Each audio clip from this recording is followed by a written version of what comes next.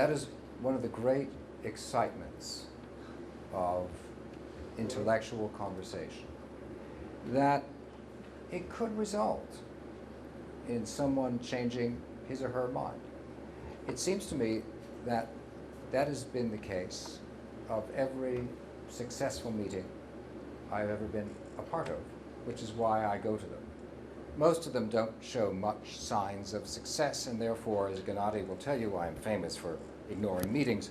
But this is one, I think, which is well worth doing, because one of the virtues of an intellectual argument, however irrelevant you may believe it is that it could cause you to change your mind. Epistemologically, let me entirely endorse what you say about my working in cultural products. Cultural products are my data, and reason is my test tube, and that's the way I function. I'm happy to do that. What relationship that has to the real world, I suppose at any given moment will depend upon the definition of real, but I'm sure that we can agree at some level by the time we're done as to what that might be. David. So, first of all, in preparation for this conference, I read 2 of Dr. Atkins' books, which I mentioned to him prior. So, I know the animal. And it is only animal. It's just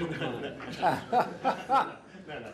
So, to set the stage with the information, both Reverend Chilton and Lawrence Schiffman come at... How come he gets to be Lawrence and I have to be on Reverend? Purpose, on purpose, Oh, on okay. purpose, on purpose, on purpose. Just asking. On purpose. All right.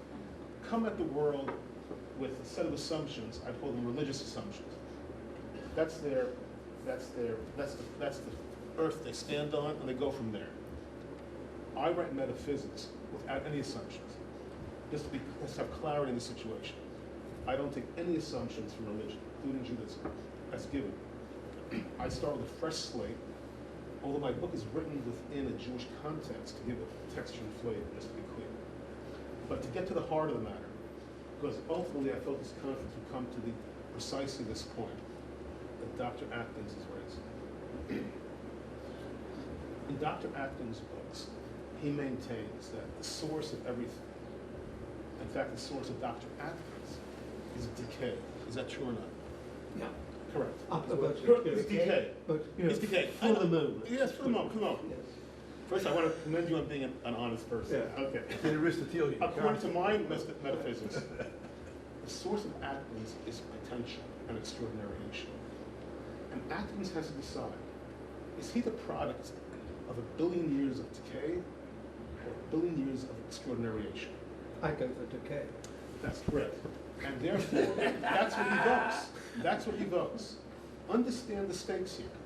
If Atkins is correct, the great Professor Atkins, and he's achieved greatness in many fields, is the product of decay. Okay? Let's all understand the stakes. If he wins, he loses. That's my I think you have a, yeah, please. Yeah. But it's such a wonderful defeat. Not really, but I won't belabor the point. But just to set the stage with Dr. Atkins' own words. Not to belabor Good. me. I think we'll return to this. I think Norman first, and then Marcelo. Yeah? Never will science be able to acknowledge the existence of God, because the equipment needed will have to be more subtle than the thing that it measures. No proof. Marcelo. I just wanted to say that decay, but perhaps that's a wonderful thing, because if indeed all we are are the product of a sequence of accidents and imperfections, and yet we are able to be this conglomerate of matter that can think about the universe, that is a very glorious kind of decay. Well, I have what I call the 7-year-old test. Line up 100 7-year-olds and ask them, which is more likely, that Atkins is a product of decay, or is a product of extraordinariation? And just by looking at me, they can see decay. No. No. Because when you get to very fancy philosophers, they can rationalize anything. But when you ask what I call the 7-year-old test, you will tend to get to the heart of matters very quickly. All the scientists, or many scientists, like apparently these two gentlemen here, actually believe this. It's beyond belief. That we're the product of decay. That the universe, the butterflies, rainbows, love, poetry, Tennyson, you name it, is a product of decay. And that's what makes it and it's beautiful. frankly unbelievable. but In fact, that's- it's frankly unbelievable. But it's frankly wonderful. to That's the understand. beauty of it. And what we've got to do this week. is I'm at an see age all where of us I'm at here an age are when the I'm betting on products of decay myself. So get out of here. It becomes intriguing more and more with every second here. Yeah, that's because we're. Here we have a classical dualism between decay and construction.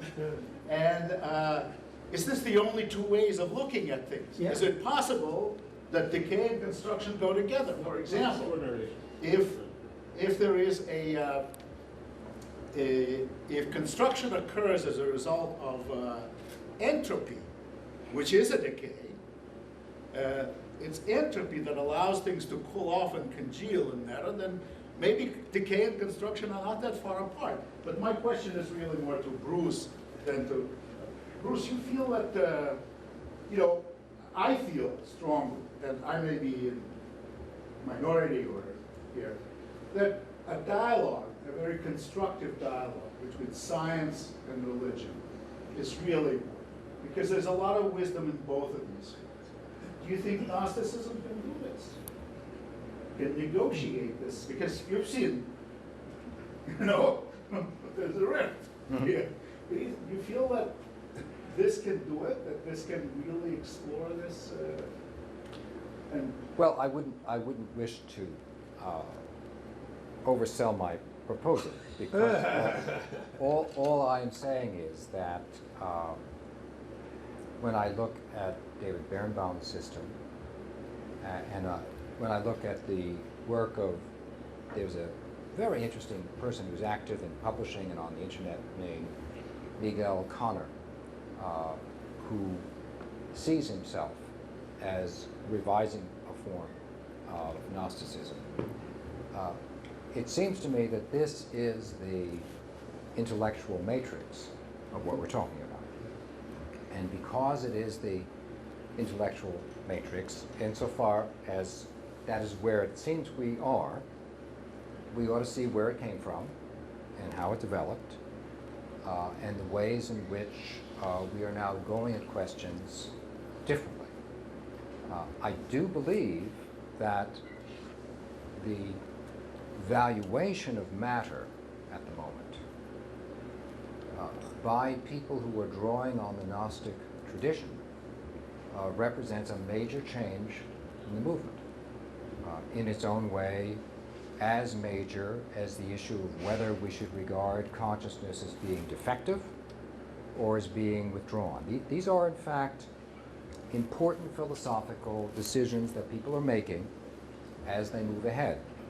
They are doing so in order to account for data and their reception. I'm very much looking forward to Tammy Knighton's paper, because as far as I can see, it is exactly in the early modern period where the revaluation of what matter means causes major changes not only in scientific but also in philosophical thought. On a completely different project, I've just been reading some of Isaac Newton's notebooks.